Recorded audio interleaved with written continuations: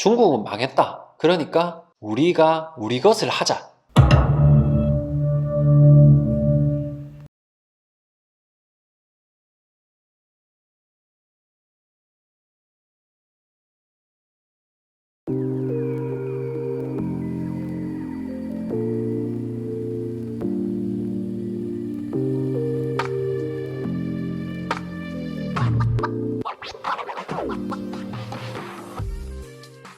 안녕하십니까, 아트부이 배철입니다. 예전에 제가 산소화에 대해서 한번 말씀을 드렸는데, 오늘은 다양한 산소화 중에서도 진경산소화를 이제 만든 겸재정선에 대한 이야기를 해보고자 합니다. 개인적으로는 겸재정선이 대한민국의 역사상 가장 뛰어난 화가 중에 한 명이라고 생각하는 작가입니다. 산소화는 여러 가지 종류가 있습니다. 그 산소화 중에는 관염산소화가 있을 수도 있고 실경산소화라는 게 있을 수가 있습니다. 진경산소화와 실경산소화를 혼동해서 생각하시는 분들이 많으시던데, 진경산소화와 실경산소화는 엄연히 다른 내용을 가지고 있습니다. 쉽게 설명을 드리자면, 실경산소화는 실제 보이는 경치를 그린다고 해서 실경산소화라고 하고, 진경산소화는 그 한자로는 참진자를 쓰는데 실제 경치 위에 플러스 알파가 붙어 있어요.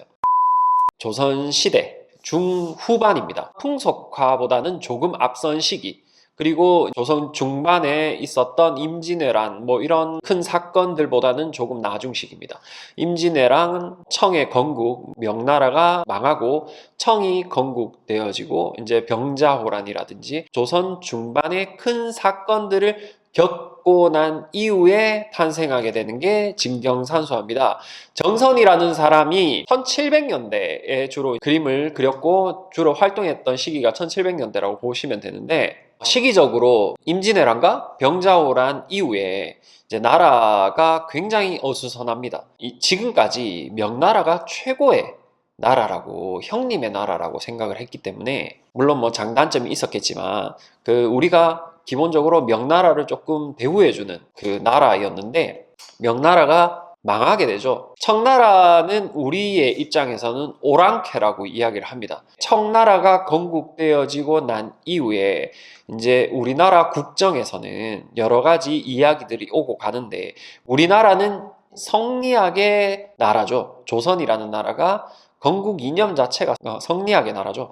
소위 인텔리라고 할 수 있는 양반 일부 사람들에 의해서 성리학은 이제 사는데 도움이 크게 되지 않는다라는 의식들이 생겨나기 시작합니다. 그러다 보니까 이제 물론 그 생각들이 대다수 모든 사람들이 하는 생각이 아니라 그런 사람들이 이제 생겨나기 시작하죠. 그래서 실제로 도움이 되는 학문을 해야 되지 않나라는 문제의식 같은 것이 생겨나기 시작하는 거죠. 정선에게 크게 도움을 준 사람이 있는데 김창집이라는 사람이 있었습니다.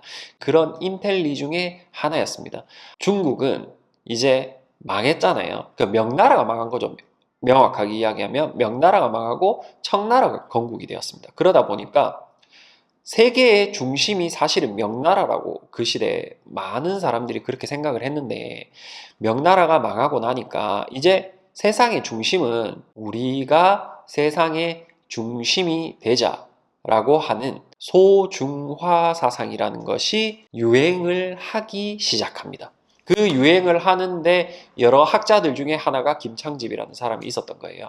이제 영향을 많이 받았던 사람이 정선입니다. 조선 초기까지만 해도 산소화를 우리가 어떻게 그렸었냐면, 대표적으로 우리가 생각하는 대표적인 산소 화가 중에는 안견이라는 사람이 있습니다. 안견이라고 하면 목류도원도로 유명한 작가죠. 목류도원도를 그린 안견, 조선 초기에 조선의 가장 뛰어난 화가라고 하는 게 안견인데, 그 안견의 그림을 보면 사실은 자기화시키긴 했지만 중국 스타일이 여전히 많이 남아 있습니다.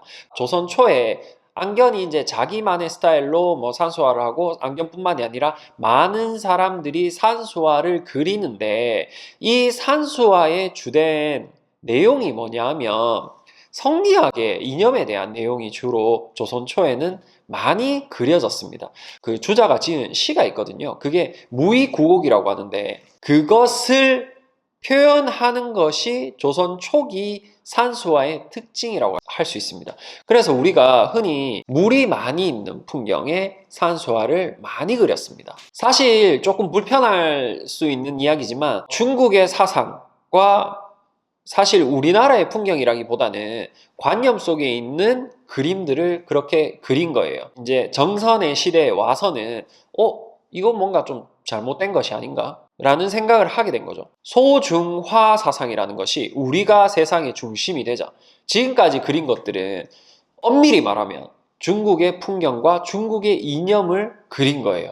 여기에서 이거는 문제점이 있다. 그래서 정선이라는 사람은 우리의 풍경을, 우리의 산천을 그리기 시작합니다. 이게 굉장히 중요한 의미를 가지고 있는데 그전에는 사실 그러지 못했다는 이야기입니다. 그림을 뭔가 창작하는 느낌보다는 답습하는 느낌이 굉장히 강했습니다.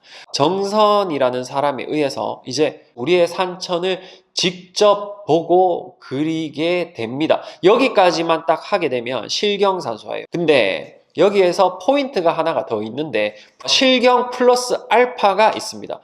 정선은 특히 우리나라의 명승지들을 많이 방문하면서 그렸어요. 그 중에서도 매우 많이 방문했었던 장소가 금강산입니다. 금강산을 가서 보고 그 풍경을 스케치도 하고 자연도 여기저기 다녀보면서 많이 느꼈었던 것 같아요.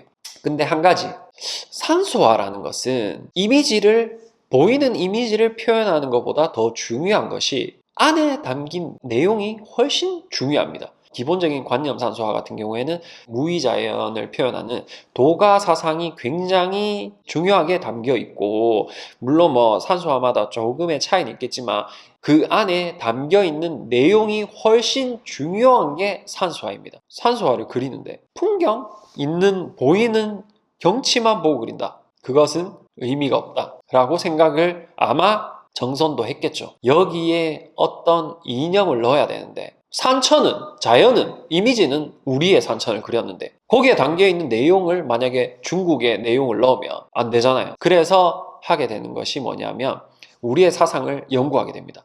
그러면 예전부터 우리의 문화에서 우리만이 가지고 있었던 사상이 뭘까? 그러다가 찾게 된 것이 음양오행 사상입니다. 고구려 고분벽화에서부터 있어요. 주작, 청룡, 백호, 이게 사신도와 이게 색깔, 각 그 구역마다의 색깔이 이제 있죠. 음과 양이 모이면은 뭐가 되냐? 태극이 되죠. 그게 우리가 가지고 있었던, 아주 오래전부터 우리가 가지고 있었던 이념이 아닐까라고 정선이 생각했었던 것 같아요. 그래서 자신이 본 경치 안에 음양오행 사상을 넣으려고 노력을 하게 됩니다. 그래서 등장하게 되는 게 여러분들이 잘 아시는 정선의 금강전도가 그렇게 그려지는 겁니다. 전체적인 구도로 보면 동그랗게 되어 있어요.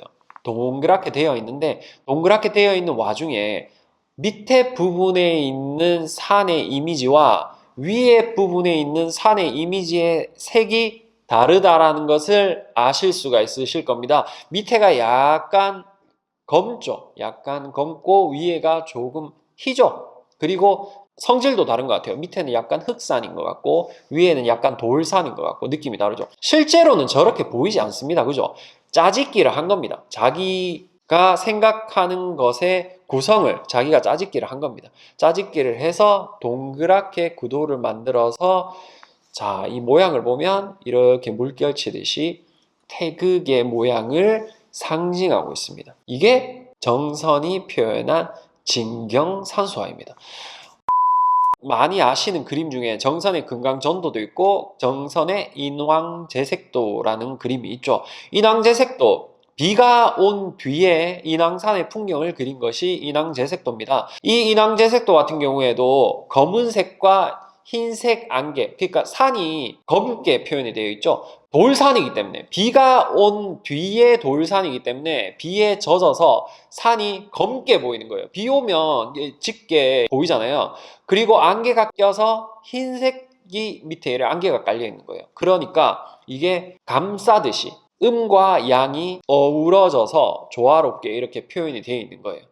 사실 여러분들 지금도 이 풍경을 볼 수 있습니다. 비 온 뒤에 제가 되게 좋아하는 동네 중에 하나인데 여러분들 환기미술관이라고 있거든요. 거기 들어간 입구 쪽에 보시면 거기 작은 이제 식당이 하나 있는데 만두집이 하나 있습니다. 그 만두집 2층에서 이렇게 통유리로 되어 있거든요. 통유리로 되어 있는데 거기에서 바깥 풍경을 보면 인왕제색도에 보이는 풍경과 거의 흡사합니다. 거기에서 아마 이제 정선이 만두를 먹으면서 그림을 그리지 않았을까.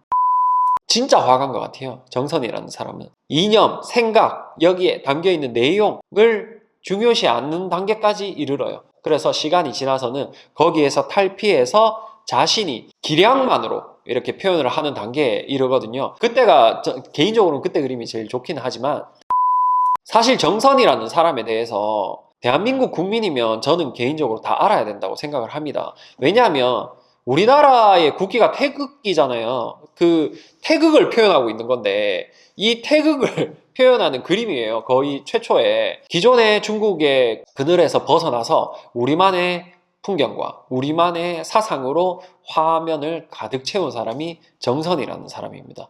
그래서 철저하게 코리안 산수화입니다. 그렇기 때문에 여러분들이 이 진경산수화에 담긴 의미와 진경산수화의 그림에 대해서는 여러분들이 꼭 아셨으면 하고 준비한 영상이었습니다.